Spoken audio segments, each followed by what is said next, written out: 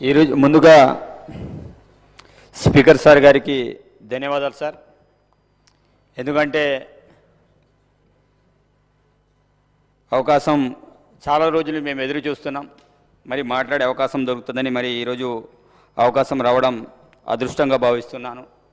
మరి మా ప్రాంత సమస్యలని చెప్పడానికి ఆ ప్రాంత వాసులందరూ కూడా ఒక బీదవాడిని పేదవాడిని ఇందిరమ్మ ఇంట్లో ఉండే వ్యక్తిని ఈరోజు చట్టసభలో పంపించారు.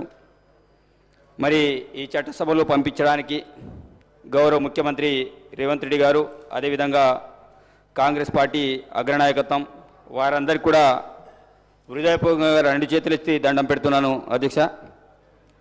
సార్, మా ప్రాంతంలో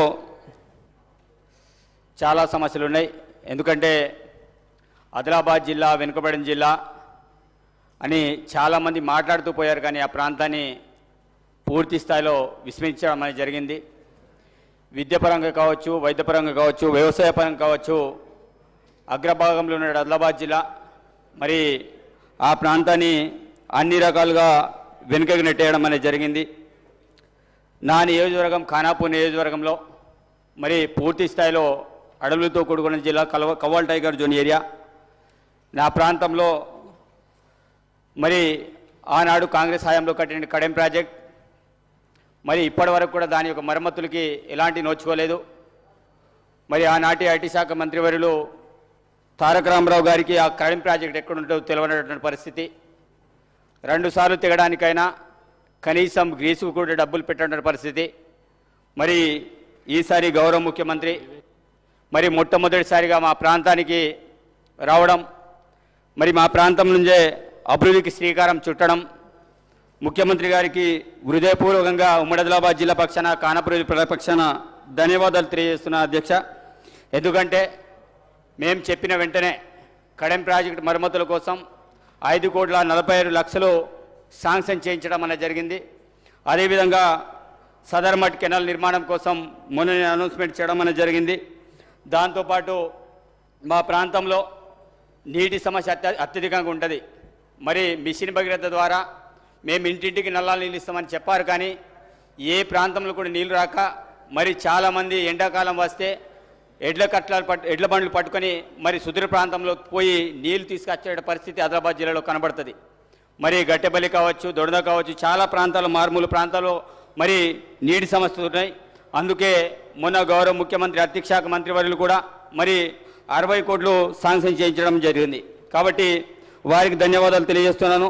అదేవిధంగా మా ప్రాంతంలో మరి వ్యవసాయ పరంగా కడెం ప్రాజెక్టుతో పాటు సదర్మట్, అదేవిధంగా చిక్మన్ ప్రాజెక్ట్, అదేవిధంగా మత్తడి ప్రాజెక్ట్, చాలా ప్రాజెక్టులు కట్టారు.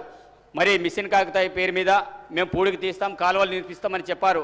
కానీ కోడి గెలికినట్టు గెలికేసి పూర్తి స్థాయిలో వదలారు తప్ప ఎక్కడ కూడా ఆ మిషన్ భగీరథ ద్వారా ఎక్కడ కూడా ప్రయోజనం చేకూరలేదు. కాబట్టి ఆ ప్రాంతంలో ఆ యొక్క ఇప్పటికైనా మన ప్రభుత్వం మిగతా ఏవైతే కాలువ నిర్మాణ పనులు ఉన్నాయో వాటిని వెంటనే పూర్తి చేయాలని నేను విజ్ఞప్తి చేస్తున్నాను. అదేవిధంగా మా ప్రాంతంలో వైద్యపరంగా చాలా అనేక రకాల ఇబ్బందులు ఉన్నాయి. మరి ఉట్టూరు ప్రాంతంలో డిహెచ్సి హాస్పిటల్ని ఏర్పాటు చేశారు. అదేవిధంగా పోయినసారి మదర్ చైల్డ్ హాస్పిటల్ని శాంక్షన్ చేశారు. మరి గౌరవ ఆనాటి వైద్య శాఖ మంత్రి మేము ఆనాడు రిప్రజెంటేషన్ ఇవ్వడానికి పోతే కనీసం మమ్మల్ని కలవనీయకుండా చేశారు, పోలీసులను అడ్డు పెట్టుకొని ఇది చేశారు. కానీ ఈరోజు ఉట్నూరు కేంద్రం అనేది మరి ఉమ్మడి ఆదిలాబాద్ జిల్లాలోనే 2nd జిల్లా కేంద్రంగా చెప్పినటువంటి ఏజెన్సీ ప్రాంతం అక్కడ మదర్ చైల్డ్ హాస్పిటల్ శాంక్షన్ అయితే దాన్ని కూడా క్యాన్సిల్ చేయడం జరిగింది. దాని యథావిధంగా మళ్ళా పునర్నిర్మాణం అక్కడ శాంక్షన్ చేయాలి, ఎందుకంటే ల్యాండ్ కూడా అలాట్మెంట్ చేయడం జరిగింది.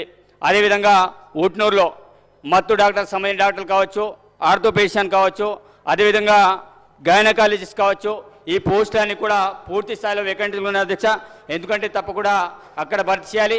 అదేవిధంగా ఆదిలాబాద్ జిల్లా కేంద్రంలో మరి నిన్న గౌరవ శాసనసభ్యులు ఒక అంటే మొన్న మాట్లాడారు, కానీ మళ్ళీ ఇంకొకసారి మిమ్మల్ని గుర్తు చేస్తున్న సూపర్ స్పెషాలిటీ ఆసుపత్రి నిర్మాణం చేశారు. మళ్ళీ అధికారంలో రావాలనే ఆలోచనతో దాని ఆర్భాటంగా పోయి ఇనాగ్రేషన్ చేశారు, కానీ అక్కడ సిబ్బంది మాత్రం ఒక్కరిని కూడా నియమించలే. ఇప్పటికీ ఆ సూపర్ స్పెషాలిటీ ఆసుపత్రి పూర్తి స్థాయిలో అలాగే ఉంది. కాబట్టి ఇమ్మీడియట్లీ దాంట్లో పూర్తి స్థాయిలో సిబ్బందిని నియమించాలని విజ్ఞప్తి చేస్తున్నాము. అదేవిధంగా మా ప్రాంతంలో మరి అదేవిధంగా ఆదివాసుల సమస్యలు, మరి పోడు భూములకు సంబంధించిన అంశం మరి నేను కూడా గతంలో పేసా కోఆర్డినేటర్గా పనిచేశా, మరి తీర్మానాలు చేశాం, మరి పంపించాం. మరి ఎలక్షన్ కంటే ముందు పట్టాలు ఇస్తామని ఒక్కొక్కరు 4 ఎకరాల పొజిషన్లు ఉంటే వాళ్ళకి కేవలం 10 గుంటలు 20 గుంటలు పట్టాలు ఇచ్చేసి చేతులు దులుపుకున్నారు. కానీ ఎవరు కూడా పోడు భూములకు సంబంధించిన పట్టాలు రాలేదు. కాబట్టి తప్పకుండా వాటి మీద కూడా ఇమ్మీడియట్లీ పోడు భూములకు సంబంధించిన సమస్యని పరిష్కారం చేస్తారని, అదేవిధంగా ఇంకో సమస్య, ఆనాడు కాంగ్రెస్ పార్టీ హయాంలోనే ఐటీఐలు ఏర్పడినాయి. ఏటూరు నగరం కావచ్చు, భద్రాచలం కావచ్చు, అదేవిధంగా ఊట్నూరెడ్డి కావచ్చు. కానీ ఇప్పటి వరకు కూడా దానికి సిబ్బంది నియమించలే. అది ఉన్నటువంటి సిబ్బందిని కూడా పూర్తి స్థాయిలో తీసేసి మళ్ళీ రిక్రూట్మెంట్ చేయకుండా పూర్తి స్థాయిలో యథావిధిగా ఉంటుండే దిశ దాన్ని పూర్తి స్థాయిలో మళ్ళా ఇది చేయాలని కోరుకుంటూ, మరి ఉట్నూరు కళాశాలలో ఆనాడు డిఎడ్ కళాశాల ఉండే, డిఎడ్ కళాశాలను కూడా పూర్తి స్థాయిలో మళ్ళా యథావిధిగా కొనసాగించాలి. బిఎడ్ కళాశాల ఏర్పాటు చేశారు కానీ సిబ్బంది ఇప్పటివరకు నియమించలేదు. అదేవిధంగా జీవో నంబర్ 3 అధ్యక్ష, మేము ఆనాడు ఆ ప్రాంతంలో ఉద్యోగాలు రావాలంటే వెలుగుబడి ప్రాంతంలో తప్పకుండా జీవో నంబర్ 3 ప్రకారం ఉద్యోగాలు వస్తుండే. మరి ఆ జీవో నంబర్ 3ని ఆయన ప్రభుత్వం ఎత్తివేయడం అనేది జరిగింది. తప్పకుండా యథావిధిగా జీవో నంబర్ 3ని యథావిధంగా కొనసాగించాలి. అదేవిధంగా ఇంకొకటి సమస్య, ఏజెన్సీ ప్రాంతం అంటే అక్కడ ఆదివాసులం అందరం మా లీడర్లు కావచ్చు అందరు కాదు చాలా సందర్భాల్లో మాట్లాడుతుంటారు. మరి నాన్ ట్రైబల్ సమస్య, మరి ఆనాడు పహానీలు ఇచ్చినటువంటి ప్రభుత్వం మరి బీఆర్ఎస్ పార్టీ అధికారంలో వచ్చిన తర్వాత, సార్ ఒకటే నిమిషం సార్, బీఆర్ఎస్ అధికారంలో వచ్చిన తర్వాత మరి ఏజెన్సీ ప్రాంతంలో నాన్ ట్రైబల్కి పహానీలు ఇవ్వడం కానీ, అదేవిధంగా వాళ్ళకి బ్యాంక్ రుణాలు ఇవ్వడం కానీ బ్యాన్ చేయడం అనేది జరిగింది. మేము బాబాసాహెబ్ అంబేద్కర్ చట్టాన్ని మేము గౌరవిస్తాం, 5th షెడ్యూల్ని గౌరవిస్తాం. కానీ అక్కడ నాన్ ట్రైబల్ యొక్క సంబంధించిన సమస్య ఏదైతే ఉందో మరి వాళ్ళందరూ కూడా గతంలో బ్యాంక్ రుణాలు ఇస్తే దాన్ని పూర్తిగా బ్యాన్ చేయడం అనేది జరిగింది. గతంలో హరీష్ రావు గారు వచ్చి మరి ఉట్టూరులో మీటింగ్ పెట్టి మీ అందరికీ పట్టాలు ఇప్పిస్తాం, మీ సమస్యని పరిష్కరిస్తామని మాట్లాడరు తప్ప, ఆ కేవలం ఓట్ల కోసం మాట్లాడరు తప్ప నిజంగా ఆ సమస్యని పరిష్కారం చేయడానికి మాట్లాడేది అధ్యక్ష.